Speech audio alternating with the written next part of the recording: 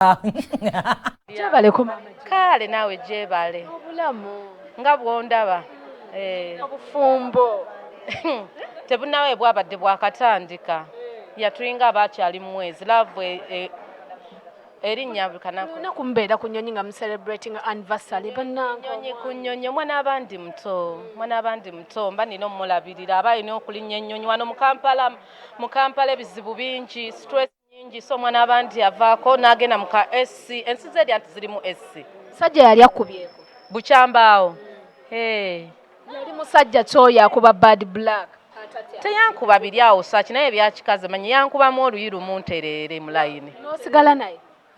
Mulaavu mukwano. Yeah, slim daddy.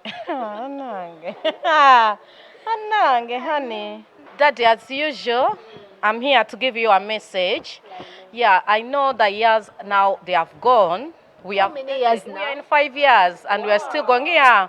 Dad, in these 5 years, I'm here to let you know I love you through thin and thick. Through what? Okitegedde yajja kitegeera. Mu bubi ne mbulungi daddy nkwagala njagala okugamba nti nkwagala ate ekirala daddy ngenda kuzaalira ka Swift. Byonna omwami Eugene Sepuya aveeyo akole DNA.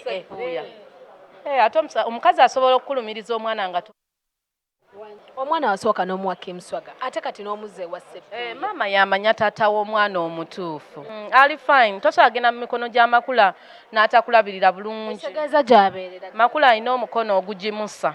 N'omusajja omulaba pasita kati anyirira luli yalinga naye naawe obulemu omukono ogwo ku Asha. Gwe bawange omumanyi bawange tosobola mugeza ku basajja wala bange talina kabuto wa 6 pack ayina maso no bange tomumanyi gwe. Are you kidding me even? Do you know my man?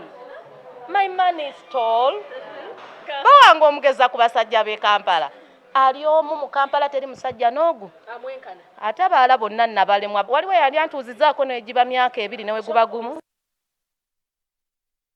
Bad black atudde. And by the black oyo omulaba kati wanaafumbye mulenzi.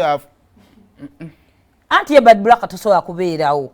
Tasobola kubeerawo ng'omumanyira. Kati either gogonda yeah the boys era kali kabakata kasikaya akasoka kaswiri akanyana akaddugavu. Nga asanga messages za misajja gye Kampala mugundiye kangana omulenzi addamu namugamba itawo wayitango. So black oyina okugonda mu kukalubako. Togonda wenna. Ojja kuntegeera shewedde. Sigenda kutegeera kati. Oyina okugonda mu kukalubako. Kuba wogonda wenna era nakyo kikufulumya.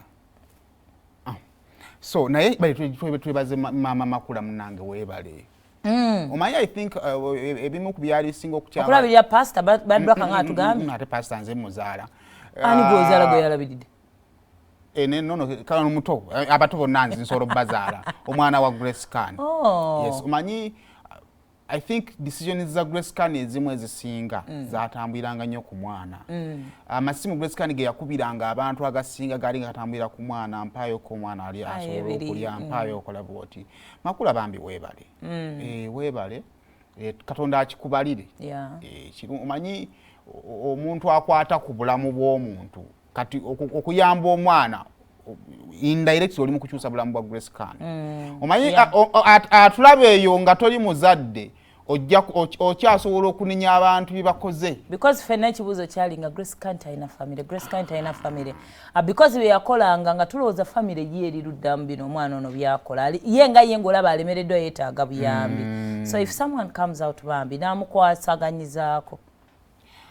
Bana kitalo muganda wa Juliana afudde.